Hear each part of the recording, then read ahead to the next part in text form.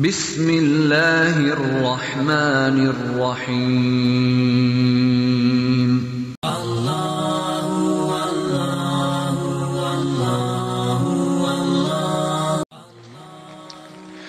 رجوع خلق اور فتوحات کے لیے ڈاکٹرز، حکماء، دکاندار حضرات، عاملین، سجادگان اور وہ تمام حضرات جو سوشل روابط رکھتے ہیں، جن کی معیشت کا انحصار مخلوق سے میل جول پر ہے اور چاہتے ہیں کہ لوگ ان سے متاثر ہوں، ان کی بات سنیں، ان کو فتوحات حاصل ہوں، انہیں چاہیے کہ بعد نماز عصر 360 مرتبہ اس عبارت کو اپنا معمول بنا لیں: یا مقلب القلوب والنفوس والابصار سخر لقلوب المخلوقات مع الفتوحات بحق شمسائیل یا ودود۔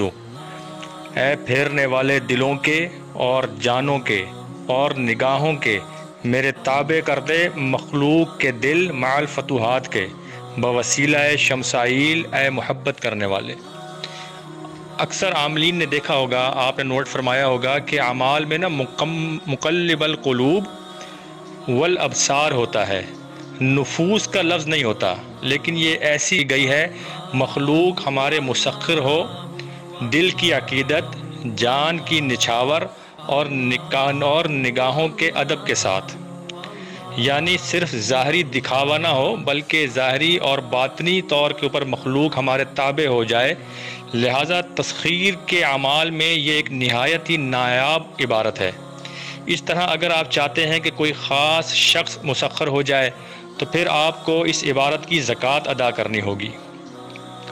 زکوٰۃ اس کی 7727 مرتبہ ہے، جسے ایک روز میں بھی ادا کیا جاتا ہے، اور روزانہ 6 روز تک 1100 مرتبہ پڑھیں اور 7ویں روز 1127 مرتبہ پڑھ کر بھی اس زکوٰۃ کو ادا کیا جا سکتا ہے۔